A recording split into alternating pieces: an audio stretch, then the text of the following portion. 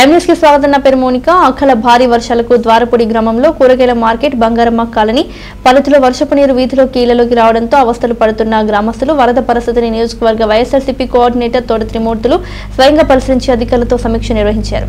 తూర్పుగోదావరి జిల్లా మండపేట మండలం ద్వారపూడి గ్రామంలో సోమవారం రాత్రంతా కురిసిన భారీ వర్షానికి వర్షపు నీరుతో చెరువులను తలపిస్తున్న బంగారమ్మ కాలనీ కూరగాయల మార్కెట్ పరిధిలోని లోతట్టు ప్రాంతాలు జలమయమయ్యాయి.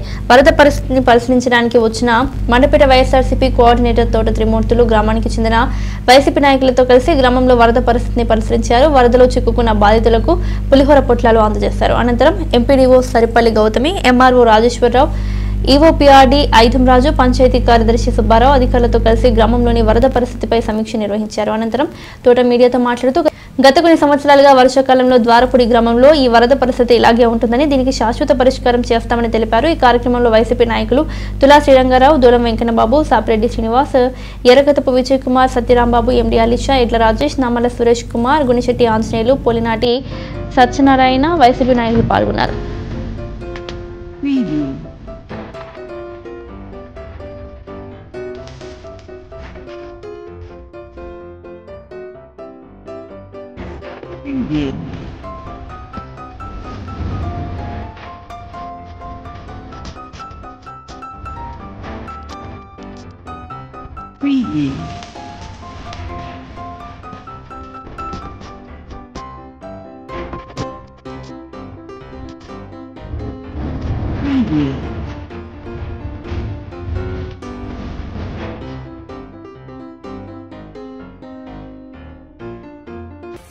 ద్వారపూడిలో మోకాళ్ళ లోతులో ఉంది గ్రామం అంతా. చాలా చోట్ల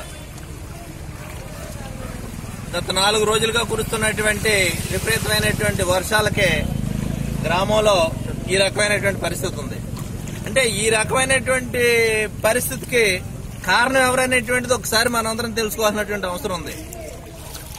గతంలో శాసనసభ్యులుగా పనిచేసి మేము 3 సార్లు గెలిచాం, 4 సార్లు గెలిచామని చెప్పేటువంటి నాయకులు ఈ రకమైనటువంటి పరిస్థితి ఉందంటే ఏ రకంగా పనిచేశారనేటువంటిది ఒకసారి మనం అందరం గమనించవలసినటువంటి అవసరం ఉంది ఇక్కడ. ఎందుకంటే ప్రతి సంవత్సరం ఇదే పరిస్థితి ఉంటుంది, పైనుంచి వాటర్ ఉంటది. కానీ దీనికి పరిష్కారం ఏంటనేటువంటిది చూడాలి. పైనుంచి వచ్చే వాటర్ ఆపలేం, కానీ కిందకి వెళ్లేటువంటిది ఈ గ్రామంలో చాలా మోకాళ్ళ లోతు నీటిలో మునిగిపోయినటువంటి ఇళ్లున్నాయి. చాలా దుర్భరమైనటువంటి పరిస్థితుల్లో ఉన్నాయి. ఇవన్నిటిని కూడా రాబోయే రోజుల్లో డ్రైనేజీ సిస్టమ్ అంతా మెరుగుపరిచి గ్రామంలో ఉండేటువంటి రోడ్లు గాని డ్రైనేజీ గాని అన్ని మెరుగుపరిచి ఈ కష్టాల నుంచి బయటేయడానికి కావాల్సినటువంటి ఏర్పాట్లు మరి జగన్మోహన్ రెడ్డి గారి ప్రభుత్వం తీసుకుంటుంది. తప్పనిసరిగా ఈ గ్రామాన్ని అన్ని విధాలుగానే కూడా అభివృద్ధి చేసి ఎప్పుడు ఎవడో చేయలేనటువంటి అభివృద్ధిని గత 20 సంవత్సరాలు 25 సంవత్సరాల నుంచి ఉన్నటువంటి ఈ కష్టాల నుంచి ప్రజలను రక్షించడం కోసమే జగన్మోహన్ రెడ్డి గారు ముఖ్యమంత్రి అయ్యారు. తప్పకుండా వీటినన్నిటిని పరిష్కారం చేసేటువంటి బాధ్యత ప్రభుత్వ పరంగా నేను తీసుకుంటామనేటువంటిది సభాముఖంగా మీ అందరికీ తెలియపడుతూ గ్రామం అంతా తిరిగాము. ఆ రోజుని గ్రామంలో ఉండేటువంటి నాయకులు అందరూ కలిసి చూస్తే ఎక్కడికి వెళ్ళినా ఇదే పరిస్థితి ఉంది. చాలా గ్రామాల్లో ఇదే పరిస్థితి ఉంది. వీటినన్నిటిని కూడా రాబోయే రోజుల్లో మంచి డ్రైనేజీ సిస్టమ్, రోడ్ల సిస్టమ్, ఎంతసేపు వాళ్ళ కాంట్రాక్టులు చేసి వాళ్ళ దోసు తినటానికే సరిపోయింది తప్పితే ప్రజల సమస్యల గురించి ఏం పట్టించుకోలేదు. ప్రజల సమస్యల గురించి పట్టించుకుని ఉంటే ఈ రోజు ఈ కష్టాలు ఉండేటువంటి పరిస్థితి ఉండదు. తప్పనిసరిగా జగన్మోహన్ రెడ్డి గారి నాయకత్వంలో ఈ రాష్ట్రాన్ని అన్ని విధాలుగానే కూడా అభివృద్ధి చేయడానికి మేమందరం కంకణం కట్టుకున్నాం అనేటువంటిది ఈ సభాముఖంగా తెలియపరుస్తూ ఈ రోజు ఈ గ్రామం అంతా చూసి అధికారులందరినీ రమ్మన్నాను.